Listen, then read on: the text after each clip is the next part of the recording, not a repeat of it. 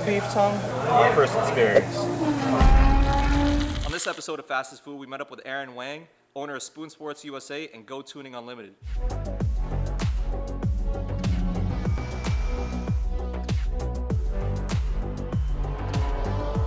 Aaron recommended this Korean barbecue spot and he brought out his S2000. If you never had Korean barbecue, make sure you watch this video. And make sure you watch to the end because we check out Aaron's S2000 after we're done eating.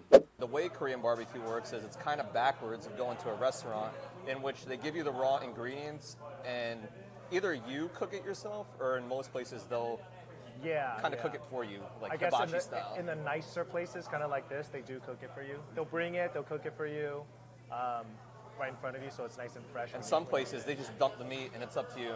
It's nice because it's kind of unique, that it's not your typical Korean barbecue where it's just a grill. You know, it's got this like little... It's cast iron, right? Yeah, it's a cast iron skillet. They have the kimchi and the bean sprouts on there, and then they cook everything on here. So it all takes the flavor from it takes the flavor from everything. So something unique on this menu, I don't know if Aaron's ever been adventurous and tried, but there is beef tongue. Do you eat that like well done, or is that like sushi style? No, you just eat it the same way you eat any other meat. There's some other places that, you know, serve brain, like pork brain. And for a Korean barbecue. Not Korean barbecue, but like stews and stuff. Ooh. That's adventurous. Tongue is pretty common. So here, we're ordering, it's not all you can eat. You order by plate, by what type of meat that you want. Yeah. And then we're going to see it. They're going to bring it out and put it on here for us. Yeah. What can we get an order of beef tongue also? Beef tongue? Yeah. We've been talking about it so much that we have to get it. Surrounding it. But definitely for everyone who hasn't had kimchi before, it's one of those things that when you smell it, you're like, no way, I'm not going to try this. But when you throw it on top of your rice and the meat combined, put it all together, it's like... It's really good. Yeah, it just makes like a perfect combination. So this is cast iron. There is other Korean barbecues, kind of just a regular grill, right? Yeah, so obviously the brisket, it's kind of thin sliced meat. So if you were to cook that on a normal grill, they usually switch it out with one that's not so porous because it would kind of fall apart. Yeah. Right. So depending on the types of meat, they have kind of a different grill for it. But with this cast iron solid, you could pretty much cook anything on here. I mean, it's just like your home cast iron grill, but it has this unique shape on it. Did you see that? Everywhere. Did you see that little technique that he did? He greased, or he massaged the butter around the bottom, and then he put it right on top and like let it melt and drip down. It's a pretty simple formula, right? Butter, meat, and that's heat. it. That's all you need. That's literally it. At this particular restaurant, we're spoiled because they not only bring out the meat, they're cooking it for us, and all we got to do is eat it. A lot of other Korean barbecue places, they just put the meat right there, and it's your job to do the rest. Yeah, it's got a nice marble on that one, huh? Man. The longer you keep it here, the more well done it's going to get. This looks pretty medium well. You don't see, he knew that. He knew I already touched it. He must have heard my fingers sizzle. All right, so at most Korean barbecue places, while you're eating your meat, you're drinking some sort of alcohol, whether it be beer or soju. Right, Soju or both, usually. Or both, depending on what type of night you're trying to have. Yeah. So we're keeping it kind of calm tonight, keeping it business. So what kind of beer we got here? This is a Cass. It's a Korean beer. Cass Korean beer. Cheers. Actually, what does it say in Korean? It's not kanpai, that's Japanese, right? I don't remember. It's just cheers. Yeah.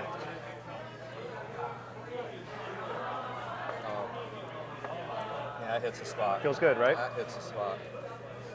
All right, so I'm going to be trying the beef short rib for my first one. Yep. I'm not going to dip this one just to straight up. Get the flavor. All right, so no rice, nothing else but. That just melts. That's good. Try some of the bean sprouts. It's not very spicy. So you saw it straight off the plate. It was unmarinated. Just with a little bit of butter and whatever flavor was already on the cast iron, it soaked up all that flavor. The thing with Korean is, with the meats at Korean barbecue, they're not meant to be pre-marinated. Like, they don't pre-marinate the meats because you're supposed to take the flavor from everything else that you put on there it. are some pre-marinated, but majority not on this are menu, not. right? Yeah. Yeah. Beef tongue? Yeah, go ahead. Beef tongue, there you go. notice about that. Super thin slices. Yeah.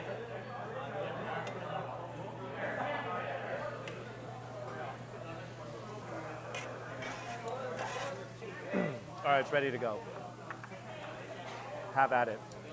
All right, so I'm getting one extremely well done. There you go. I'm assuming the burnt, the crispier it looks, the better it might taste. I don't know. I can honestly say this is the first time me knowingly eating beef tongue. I haven't eaten it before knowing it's beef tongue, so let's see. Very dinky. Like, Small? Yeah. It shrivels up a lot when you cook it. would you eat beef tongue knowing it's beef tongue? Let me know. Here we go, my first experience.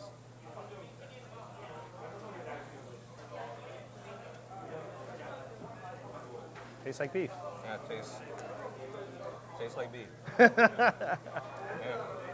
After we wrapped up dinner, we paid the bill because Honey Pig did not sponsor this video. Honey Pig, hit us up if you want to sponsor the next video. And then we went outside and checked out Aaron's S2000. All right, so tell us what we're looking at right here. It's an S2000, obviously, but it's kind of one that I've had for a really, really long time.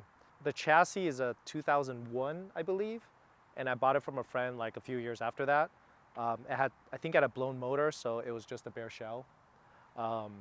And it's sort of a time capsule because I finished the car maybe around 2009, 2010, and it basically hasn't changed since then. Oh, wow, okay. And probably in the last 10 years, I only do 100 miles a year on it. Wow. Just because, I have other cars that I drive, and I have kids now, so it's not very convenient to have 2 seats. And that's actually a great segue to the reason why this car doesn't have a lot of miles. Yeah. Aaron has a warehouse full of other cars, race cars, many race cars. Yeah, yeah. And that's actually going to segue us to the next point. Why do you have a warehouse full of other race cars? I run Spoon Sports USA. That's one of the businesses, and that's under the Go Tuning umbrella. Okay. And under Go Tuning, we also distribute ASM, M&M Racing, J's Racing, basically mainly Honda brands. Nice. And Spoon is, we kind of pulled that out and run it as a separate entity. Cool. So we run that Spoon Sports USA, and then we have a separate staff for that. And then also I have another business that I started a couple years ago with 2 other partners. It's called Titan 7 Wheels. Are these Titan 7 Yes, wheels these are on Titan here? 7 wheels on here. Very cool. Yeah, and then another business I have is a Signature Auto Body, which is we do auto body repair, custom jobs, and so you're a car guy. Yeah, yeah. Essentially, I'm a car guy. At the time, S2000s were common. I'm not common. Dozen. Yeah, they're dime a dozen. Yeah. They were cheap. Parts were cheap. So it's kind of like I said, it had a blown motor, and the car used to be black.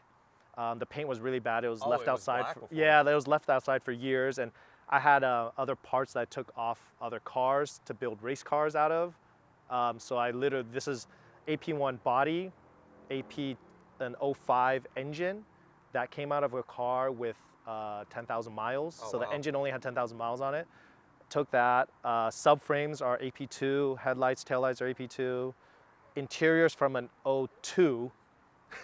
I love the red interior. Yeah, the interior's from an 02. Besides which the carbon is fiber top right here. Yeah. Would you ever put this on the track?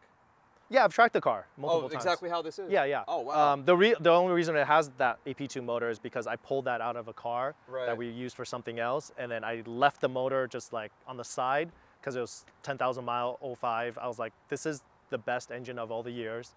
I kind of saved it for something, but I had a different motor. I blew it on track. Wow, wow. Because the other motor had a lot of miles on it, and then I ended up putting in this car just to get it running. Man, that's what's up. And Aaron is no amateur to hitting the track. He's been behind the wheel of many cars. What is the most famous race that you've done? It was a 24-hour race, right? Yeah, it was a 25 hours of Thunder Hill last year. We did that with the FK8 Civic Type R. That was a Spoon Sports team. Yeah, it was a Spoon Sports team. It was a collaboration between the USA side and the Japanese side, which is really cool. We had 6 drivers. 6 drivers for 25 hours straight. Yes. How many hours did you drive for? Wait, do we have 7? Sorry, 7 drivers. 7 drivers? Yes. So if people want to see more of your fleet, what's your social media that they could go check out? I don't have a personal one. It's Spoon Sports USA. That's basically what I use, and Go Tuning Unlimited and Titan 7 Wheels. I have 3 company socials, so, So it's a little hard to everything manage. that is Yeah. company branded, it's most likely sitting in your warehouse in California. Yeah. what's We have up. a warehouse in city of Orange in Southern California. Very cool. If you like this video, make sure you like, comment, and subscribe on whatever platform you're watching on. And if you know of any other dope places we need to eat at, send us a DM or drop it in the comments.